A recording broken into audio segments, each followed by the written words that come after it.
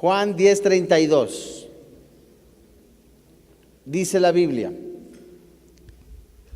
Jesús le respondió: muchas buenas obras os he mostrado de mi Padre.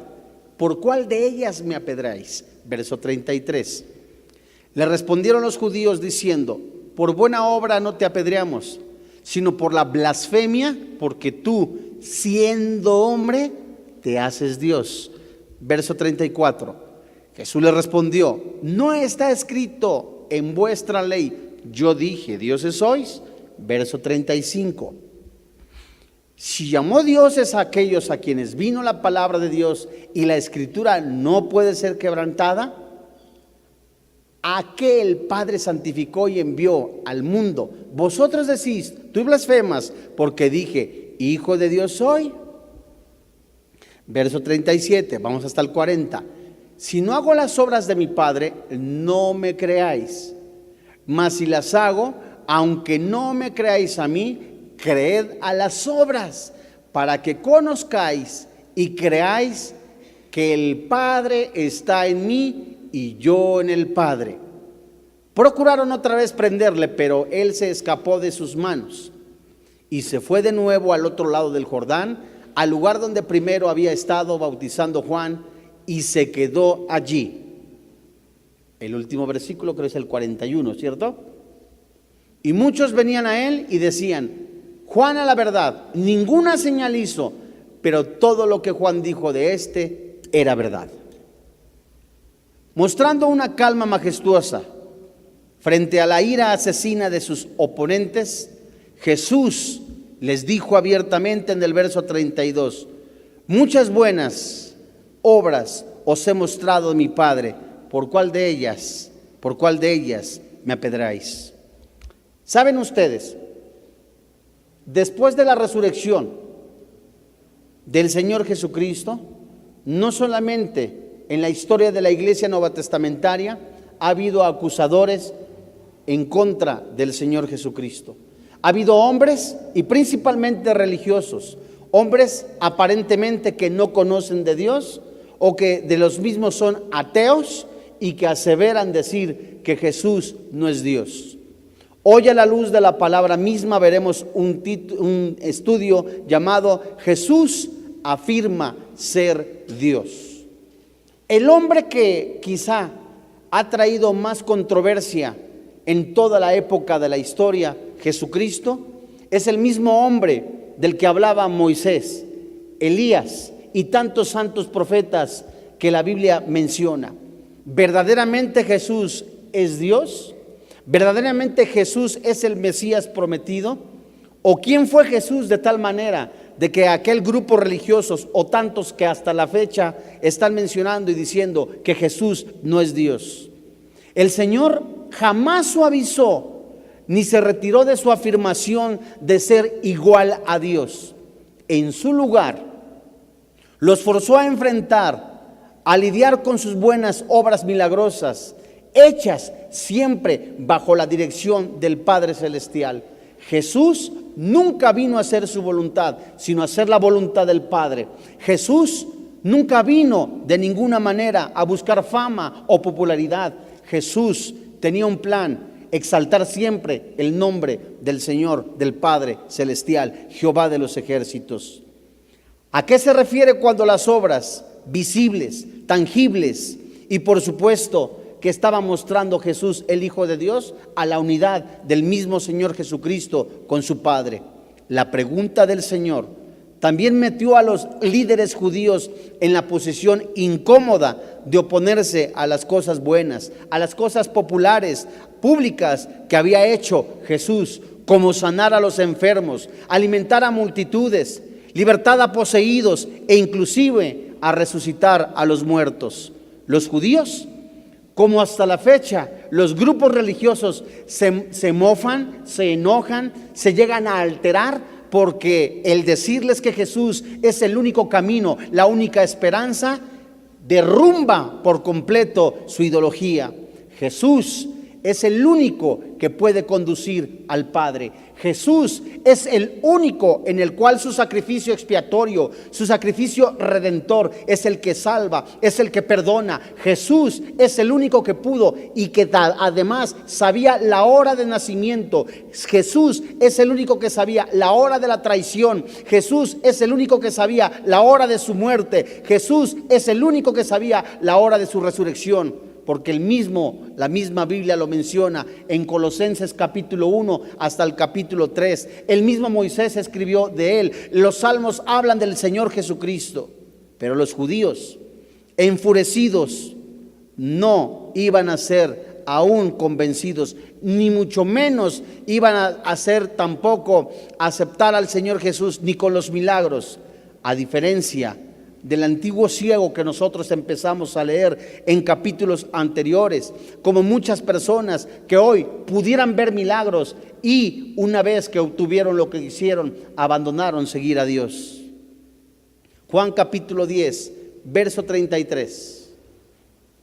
Le respondieron los judíos diciendo: por buena obra no te apedreamos, sino por la blasfemia, porque tú, siendo hombre, ¿qué dice la Biblia? ¿Qué dice la Biblia?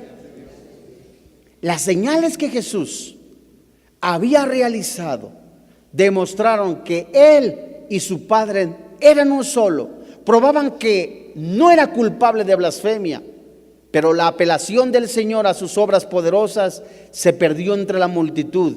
Ellos ya estaban decididos y su amor por ellos mismos y su amor al pecado les hacía estar cautivos de Satanás, como muchos que viven en una religión. Aman más estar en la puerta ancha. La puerta ancha es la comodidad, vivir en la religión. La puerta ancha es el alcohol, las drogas, la pornografía, la inmoralidad. La puerta ancha es los placeres del mundo, lo que el mundo ofrece. La puerta ancha es hacer y pertenecer a un grupo religioso, a las religiones. La puerta angosta es hacer el morir el yo. La puerta angosta es recibir a Jesucristo como tu Salvador personal. La puerta angosta es decir: Jesús es el Señor de mi vida. La puerta angosta es seguir el camino que lleva a la vida eterna, y ese camino es el Señor Jesucristo. Sigamos adelante. En contraste con quienes niegan a Cristo completamente, la Biblia dice que el pecado que lleva a la muerte es rechazar a Jesucristo. Juan capítulo 3, versículo 17 en adelante, lo ves en casa. Se negaban a considerar la posibilidad de que su afirmación fuera cierta. Para ellos, Jesús era culpable del acto último de blasfemia, porque le dijeron: siendo hombre, te haces Dios. Su reacción final fue un plan para matarlo, para asesinarlo. Jesús, de hecho, era el Dios y es Dios todopoderoso, quien se había humillado por amor, haciéndose hombre para morir por el mundo. Veamos Filipenses capítulo 2, versículo 5 en adelante. Es el pensamiento del apóstol Pablo hacia el cristiano, mostrando ese amor sacrificial. Y ese amor sacrificial que hizo Jesucristo por ti y por mí. Ese amor en donde allí en la cruz, en su cuerpo, fueron colocados tus adulterios, tus fornicaciones, tus borracheras. Allí en su cuerpo fue puesto el pecado. Allí en su cuerpo fue derramada la ira de Dios, en la cual ahora en Cristo somos salvos. Dice el apóstol Pablo: haya pues en vosotros este sentir que hubo también en Cristo Jesús, el cual, siendo forma de Dios, la frase forma de Dios es con todos los atributos, no estimó el ser igual a Dios como cosa a que aferrarse. Habla del desprendimiento, de la muerte a algo egoísta. Filipenses capítulo 2, verso 7. Sino que se despojó a sí mismo, tomando, ¿qué dice la Biblia? Forma de siervo. Acuérdate del siervo sufriente. Acuérdate de aquel que menciona Isaías, de ese hombre que habían profetizado. Ese siervo, el Cordero de Dios, hecho semejante a los hombres. Versículo 8. Y estando en la condición de hombre, se humilló a sí mismo, haciéndose, ¿qué dice la Biblia? Obediente hasta la muerte. Santo Dios. La muerte la muerte de cruz. Una muerte cruenta, amigo que me escuchas. Una muerte sangrienta, una muerte donde todo su cuerpo quedó flagelado, toda su cara desfigurada. Una muerte que tipifica o nos está enseñando que el pecado destruye, que el pecado completamente va a acabar con tu vida si aún continúas en esa vana manera de vivir. El pecado literalmente hará, distorsionará, abortará el plan de Dios en el hombre. El pecado es por la causa Cristo vino a este planeta. Si tú sigues viviendo en el alcohol o en las drogas o en la pornografía o en la inmoralidad, Jesús es el motivo por el cual vino a este planeta.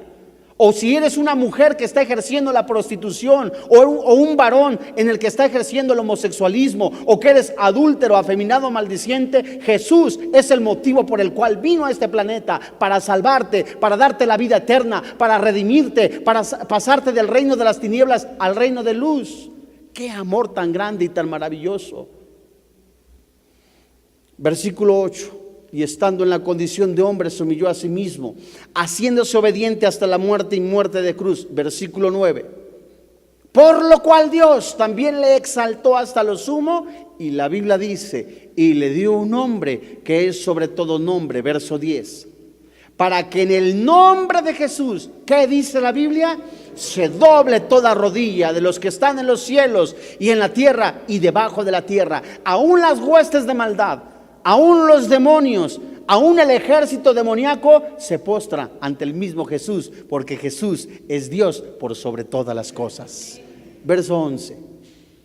Y toda lengua confiese que Jesucristo es el Señor, para la gloria de Dios Padre. Regresemos a Juan capítulo 10, versículo 34.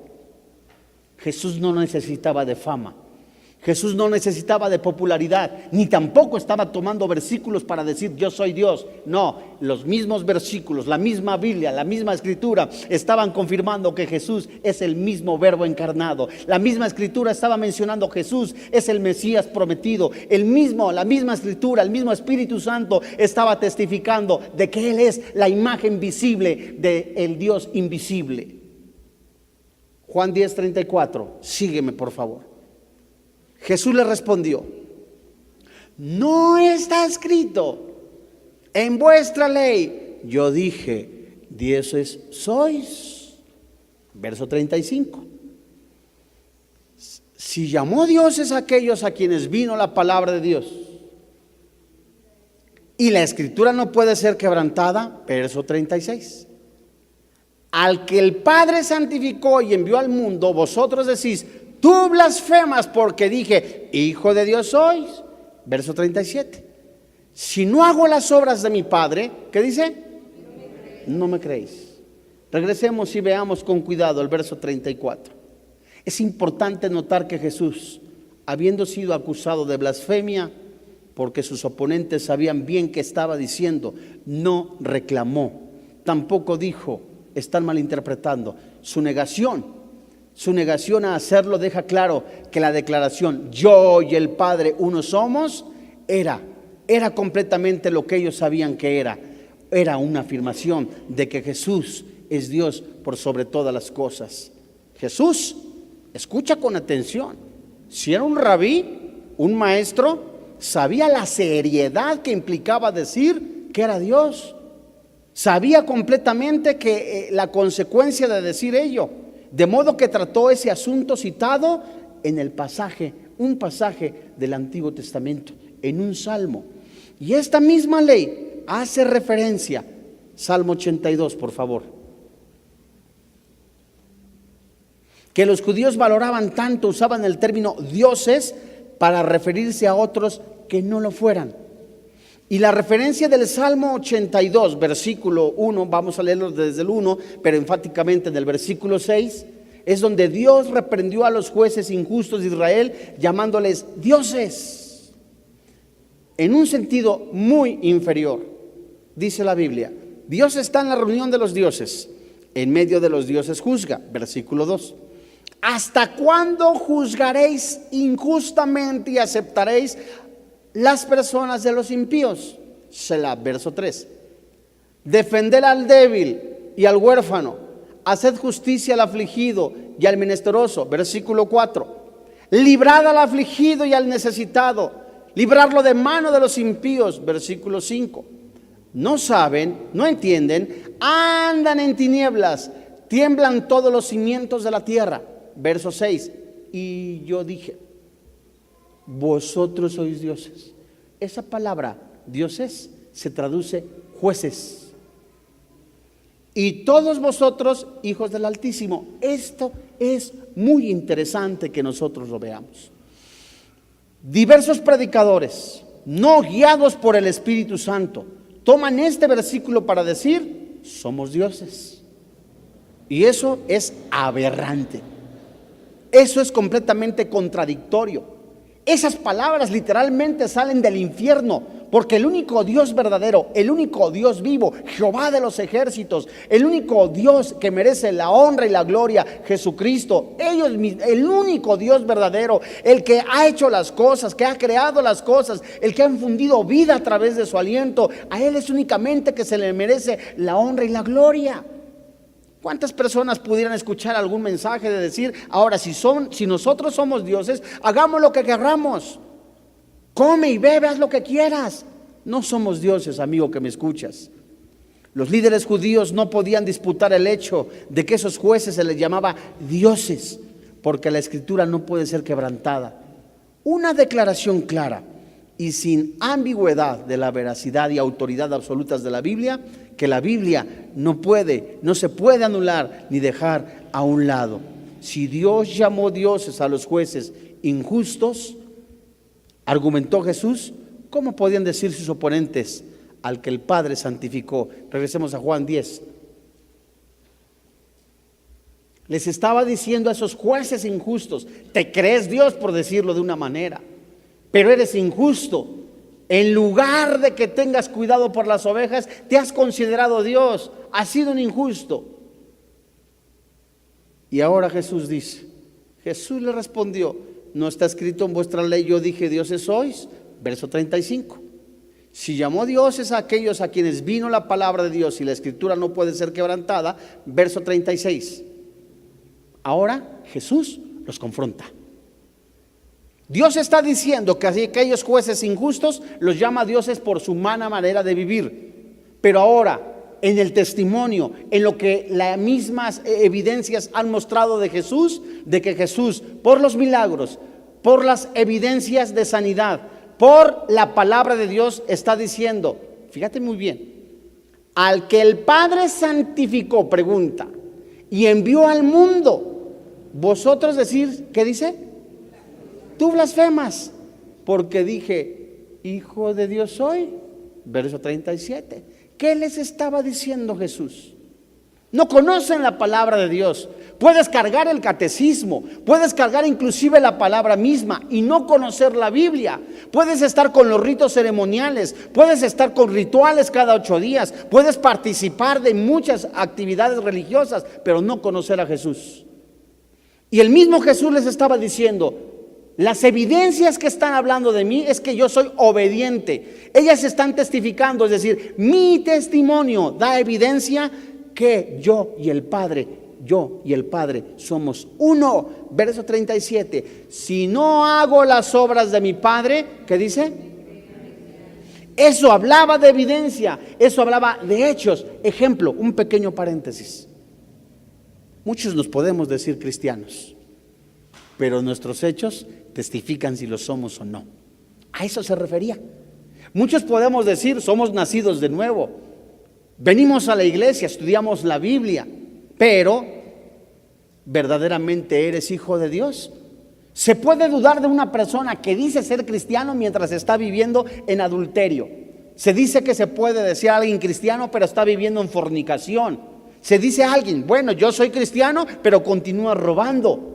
Te dices cristiano, pero sigues colaborando en rituales o en ceremonias religiosas para apaciguar únicamente tu carne. Tus obras, tus hechos testifican si eres cristiano o no. Lo dice el libro de Santiago. ¿Crees en Dios? ¿Tienes fe con Dios? ¿Sabes? Los demonios también. El diablo no es ateo. El diablo de verdad sabe que Dios es. Pero si eres cristiano, que tus obras lo muestren. Muéstrame entonces tus obras por la fe que tienes, dice Santiago. Es lo que está diciendo, refiriéndose a una transformación, refiriéndose a un cambio de vida. El que ahora es cristiano ya no vive para el pecado. Hemos pecado, seguiremos pecando, dice el apóstol Pablo, Romanos capítulo 6. Perseveraremos en el pecado para que la gracia abunde. De ninguna manera. No reine pues el pecado de tal forma que lo obedezcáis. Romanos capítulo 6, verso 11 y 12 en adelante.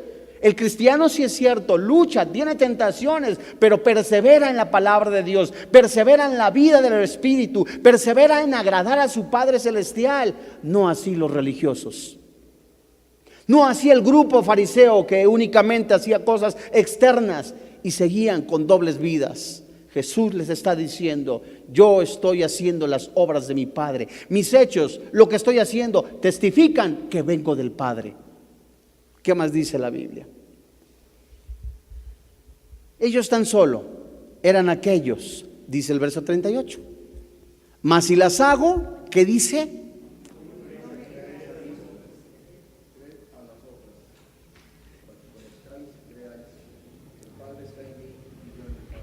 Eso, santos hermanos, ya es gravísimo. ¿Por qué? Mas si las hago, aunque no me creáis a mí, creed las obras. Jesús estaba diciéndoles: ¿las obras son para que la gente crea? No. Les estaba diciendo: estás viendo lo que estoy haciendo y aún en eso no crees. Había un corazón duro. Había un corazón predispuesto únicamente a negar a Jesús. Había corazones amargados, resentidos. Como alguno que está escuchando, alguno dirá: estoy tan decepcionado del mundo, estoy tan decepcionado de mi esposa, de mi esposo, estoy decepcionado de las religiones, estoy decepcionado de Dios. Amigo, estás equivocado, porque no conoces a Jesús, no conoces a Dios. No puedes estar decepcionado de alguien que no conoces. Y de la misma manera ellos ya habían predispuesto en decir: no lo queremos, no queremos conocerlo. ¿Por qué? Porque Jesús les dice: mas si las hago, aunque no me creáis a mí, creed las obras. Ve que están dando evidencia que yo soy hijo de Dios, para que conozcáis, es decir, ten intimidad, para que tengas intimidad y creas que el Padre, ¿qué dice la Biblia? Te puedes parar frente a una persona y alguien te puede decir: tú, pero si eras borracho, adúltero, afeminado, maldiciente, estafador, yo no puedo creer en ti. No creas en mí, ni tampoco creas en el pastor, ni tampoco creas en el grupo al que yo voy. Cree en Jesús, el cual es Dios por sobre todas las cosas. Él dará evidencia de que ahora vive Jesús en mí. Era lo que estaba diciendo. Ve las obras, ahora vean la palabra de Dios, ven a la Biblia. La Biblia es esa luz dentro de lo que está el mundo, la oscuridad. Verso 38. Y creáis que el Padre está en mí. ¿Y qué dice la Biblia? Y yo en mi Padre. Santos hermanos en la fe, Jesús apeló a sus obras para probar su unión indivisible con el Padre. De modo increíble que los líderes religiosos, estos líderes religiosos de Israel, eran tan ciegos espiritualmente que no podían reconocer ni las obras de Dios. Si Jesús no hiciera las obras del Padre, habrían estado ellos en lo correcto al negarse a creer. Es decir, no hemos visto un testimonio de que tú haces buenas cosas, como aquello que se pareciera que alguien te dice: si eres cristiano, ¿por qué sigues fumando droga? Si eres cristiano, ¿por qué sigues adulterando? Esas obras de Jesús evidenciaban una vida santa. Las obras de Jesús evidenciaban literalmente que Jesús es el Hijo de Dios. Y debían escogido creer, pero nunca creyeron en sus obras. Verso 39. ¿Me van siguiendo?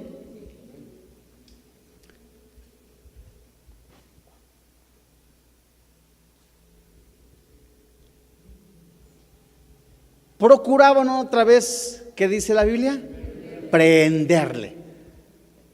Pero él se escapó de sus manos. Aguántame. ¿A qué se refiere que se escapó?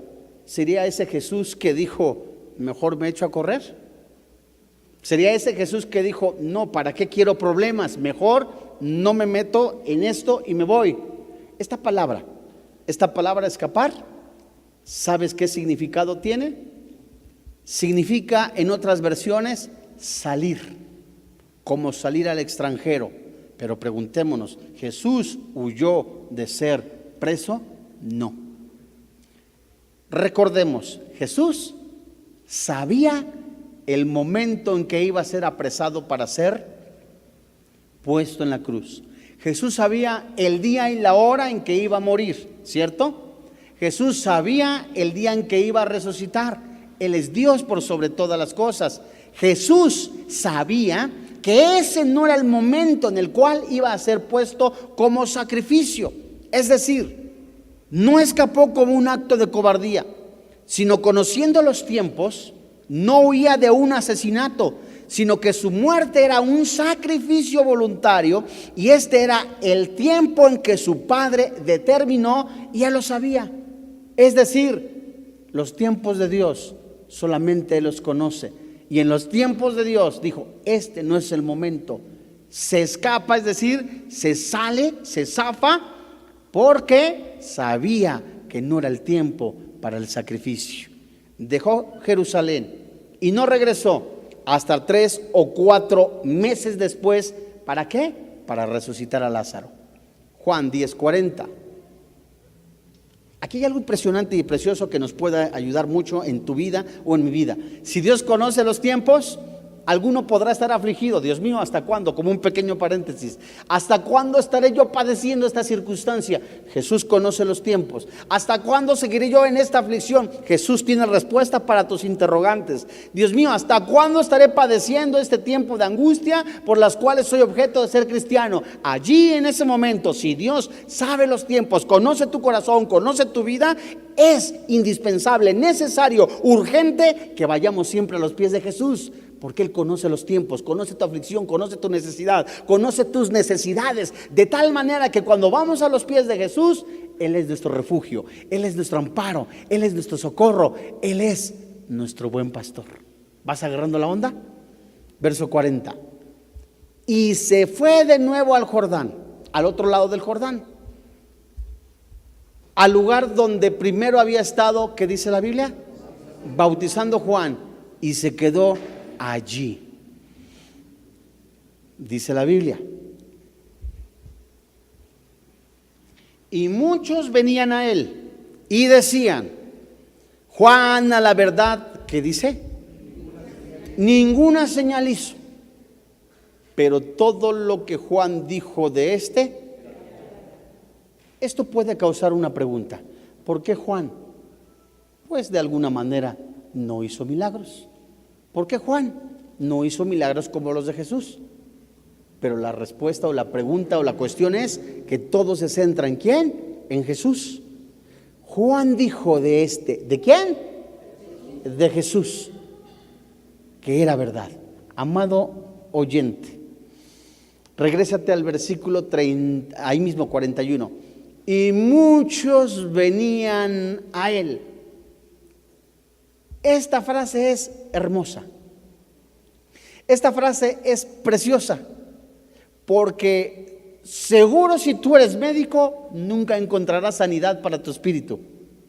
Si tú eres arquitecto, jamás podrás construir tu vida sin Cristo. Si tú eres padre de familia y quieres dirigir la casa, jamás podrás hacerlo si no es con la ayuda de Dios.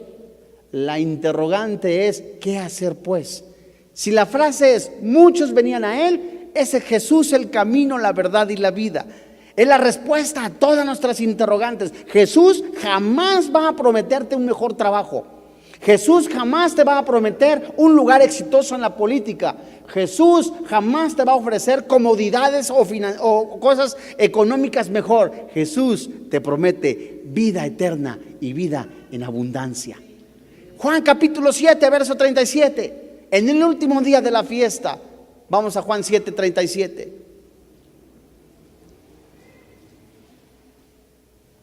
en el último y gran día de la fiesta, recordando la fiesta de los tabernáculos, Jesús se puso en pie. ¿Por qué se puso en pie? Porque todos los rabinos, los maestros enseñaban sentados, y Jesús se levantó, se puso en pie, recordando, no quiten el versículo. Lo que se hacía en el último día de la fiesta era que el sumo sacerdote, acuérdense, iba a un lugar, a Siloé, a recoger agua en un recipiente de agua y en un recipiente de oro. En ese recipiente de oro, amado amigo que me escuchas, era colocada el agua y regresaban con el agua, de tal manera que iban cantando Isaías, salmos literalmente mesiánicos, y en el momento que llegaban al lugar donde estaba el templo, donde estaba una de las puertas, derramaban el agua. Esa agua recordaba que Dios nunca los dejó solos en el desierto, como tú y yo como cristianos. Jamás Dios nos dejará en el desierto, jamás Dios nos dejará postrados. Si caes, el mismo Dios te levanta, el mismo Jesús te levanta. La palabra de Dios te anima, la palabra de Dios te redarguye, la palabra de Dios te edifica, pero nunca estarás postrado si tú permites que el Espíritu Santo lo haga y te levante. Allí el sumo sacerdote estaba recordando que no se habían quedado solos en el desierto, tipificando o mostrando el peregrinaje en el desierto, ahora nuestra vida, tipificando y mostrando este peregrinaje en esta vida, rumbo, ¿cierto?, a la salvación que ya tenemos. Canaán no es la salvación, Canaán es la abundancia, la vida en prosperidad espiritual con el Señor Jesucristo. Allí el sumo sacerdote derramaba el agua, señal de aguas de vida, las aguas de la vida eterna. Allí Jesús se levantó y dijo, diciendo, si alguno tiene sed, ¿qué dice? Venga a mí, beba. Amado amigo que me escuchas, hermano en la fe que pudieras estar atravesando alguna culpa por el pecado, alguna circunstancia por la cual estás padeciendo y hay dolor en tu corazón. Habla de venga a mí, significa hay disposición. Tengo que ir a los pies de Jesús, tengo que depositar mi angustia en Jesús, tengo que depositar toda mi esperanza en Jesús, tengo que aún buscarle de día y de noche a Jesús. Mateo 6:33, busca con todo tu corazón, con todas tus fuerzas, estar en la presencia de Dios y Él te dará lo demás por añadidura. Esta frase, venga a mí, representa necesito de Jesús, necesito ir a la fuente de agua viva. Y la última palabra que dice, beba. El mundo tratará de mostrarte copias de lo que es la fuente de agua viva. ¿Qué es esa copia? Alcohol, droga, pornografía, inmoralidad, robo, pecado, porque el pecado es atractivo. Te puedes robar dinero, puedes aún seguir viendo pornografía y estás cómodamente, pero la consecuencia por la cual el pecado es gravísima. Uno de los profetas del Antiguo Testamento menciona allí en el Antiguo Testamento, sembraron vientos, cosecharon huracanes. Es decir, nunca una persona se imagina que el estar viviendo en adulterio puede destruir su familia. Nunca una persona dice o puede pensar que el robar o el tener dinero ajeno lo puede llevar a la cárcel. El pueblo de Dios nunca pensó que estar viviendo para el pecado le iba a traer consecuencias serias, graves. El pecado destruye y la religión te enseña únicamente obras. La religión te enseña únicamente ven y cumple. Ven, ya diste esto, ya hiciste, ya aquello y puedes seguir haciendo lo que quieras. Jesús te ofrece una nueva vida. Jesús te ofrece esperanza. Jesús te ofrece la eternidad. ¿Qué es lo que tengo que hacer? Es reconocer que Jesucristo murió en la cruz, recibió el castigo en el cual yo mismo merecía, porque la Biblia dice, la paga del pecado es la muerte. Y lo más triste es que hay miles de personas que han escuchado el Evangelio, han escuchado la palabra de Dios y viven aún engañando, siendo engañados, aumentándose tanto pecado como dice Romanos capítulo 2, el cofre. Porque no todo el que me diga Señor, Señor, entrará en el reino de los cielos. Venga a mí y beba. Venga a mí y beba. Verso siguiente. ¿Qué dice? El que cree en mí, como dice la Escritura, ¿qué dice? De su interior. De su interior correrán ríos de agua viva. Jesús dijo, yo soy el camino, la verdad y la vida. Jesús dijo, yo soy la resurrección, yo soy la esperanza. Amigo, puedes cantidad impresionante de veces escuchar el mensaje de salvación, endurecerte y decir, si Dios fuera bueno, ¿por qué mi abuelita se murió? Si Dios fuera bueno, ¿por qué aún he perdido el trabajo? Si Dios fuera bueno, ¿por qué vivo en la pobreza, en la miseria? Nunca la estabilidad económica significa que hay bendición en tu vida. Nunca el tener una fuente de trabajo segura también significa que estés en la voluntad de Dios. Nunca tampoco el que tengas abundancia económica significa que hay bendición. Pablo menciona y dijo, sé vivir en la pobreza, sé vivir en la riqueza, sé vivir en abundancia, sé vivir en la miseria. Todo lo puedo en Cristo que me fortalece. El motor para seguir adelante, es ese vaso. Segunda carta a los Corintios, capítulo 4, versículo 7 al 15. Ese vaso de barro que fácilmente se puede quebrar, como eres tú y yo. Ese vaso que fácilmente se puede, hecho únicamente de arcilla, de lodo, fácil se puede romper. Fácilmente puedes caer en tentación, fácilmente puedes caer atraído por los deseos del mundo, fácilmente puedes ser seducido por el planeta, por las atracciones del mundo, pero hay un tesoro escondido. Ese tesoro escondido, si eres cristiano, se llama el Espíritu Santo, el cual te da el dunamis, el poder para seguir adelante. Y Jesús habla hoy a tu corazón. ¿Seguirás entonces viviendo para el pecado? ¿Seguirás siguiendo aún buscando tu seguridad económica? ¿Seguirás aún siguiendo tu comodidad, únicamente la apariencia externa de decir soy cristiano? ¿O verdaderamente seguirás el consejo de Dios? ¿O verdaderamente seguirás buscando a Dios por sobre todas las cosas? Hay una oportunidad que no debes de dejar de aprovechar, es recibir a Jesús como tu Señor, como tu Salvador personal. Esa es la fe que nosotros predicamos. Que si confesares con tu boca que Jesús es el Señor, que Dios le levantó de entre los muertos, la Biblia dice, serás salvo. No son los ritos ceremoniales en los cuales hay salvación. No son las religiones en las cuales hay salvación. No es el cargar la Biblia en lo que te da la salvación. La única salvación está en el sacrificio de Cristo en la cruz. Él es el Cordero inmolado. Él es Dios por sobre todas las cosas. Vamos a orar.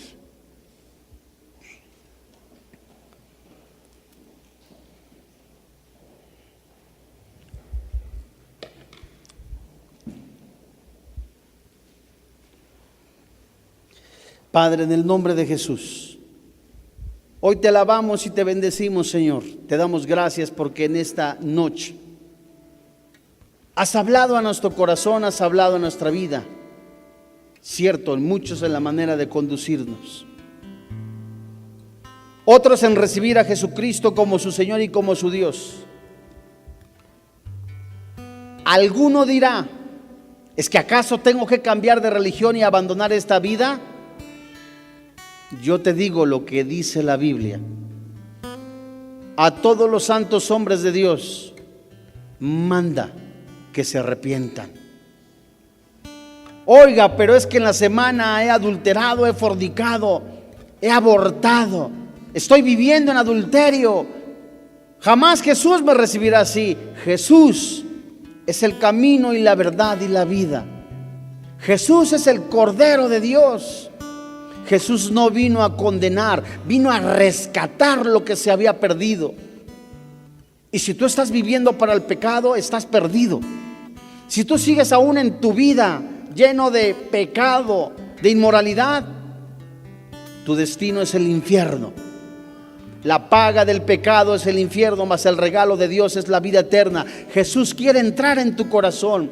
Jesús quiere entrar en tu vida. Ven así de sucio como estás, porque la sangre de Cristo te va a limpiar.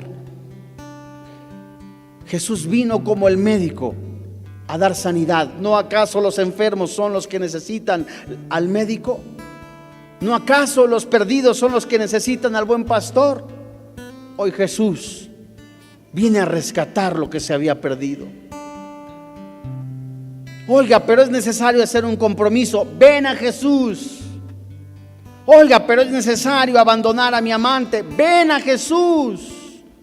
Oiga, pero es necesario renunciar a tantos compromisos que tengo con el mundo. Ven a Jesús. Cierto, necesitas primero reconocer que si rechazas a Jesús, tu destino es la separación eterna. Necesitas reconocer que ahí en el cuerpo de Jesucristo, Él recibió la ira de Dios. Lo que tú y yo merecíamos era la muerte, era el infierno, porque la paga del pecado es la muerte. Pero si tú crees con todo tu corazón, confiesas con tu boca que Jesús murió por ti y crees que Jesús resucitó, porque lo que Él hizo fue una ofrenda delante del Padre, un sacrificio, no vale la pena seguir viviendo para el alcohol, para las drogas. No vale la pena seguir autodestruyéndose. No vale la pena que aún en este tiempo sigas prefiriendo vivir para el pecado. No vale la pena que tu destino sea el infierno, cuando la mano de Jesús se está extendiendo para decirte: ven a mí. Ven a mí, dice el Señor Jesús. Y de ahí en tu lugar dile: Señor y Dios, yo reconozco que soy pecador, que merezco el infierno, pero hoy creo que el castigo que yo merecía lo recibió Jesús. Hoy reconozco que Jesucristo es mi Salvador personal, es el Cordero de Dios, es el mismo Dios manifestado en carne, que resucitó al tercer día. Dile, hijo, dile, hija, dígale usted, varón. Y creo que al resucitar Él me ha dado vida eterna. Hoy creo con todo mi corazón y confieso con mi boca que Jesús es mi Salvador personal. Él es mi Dios. Él es el Mesías prometido. Hoy te doy gracias porque me has pasado del reino de las tinieblas al reino de luz. Hoy te doy gracias, Padre, por quien ahora vive y reina en mi corazón, Cristo Jesús. Amén.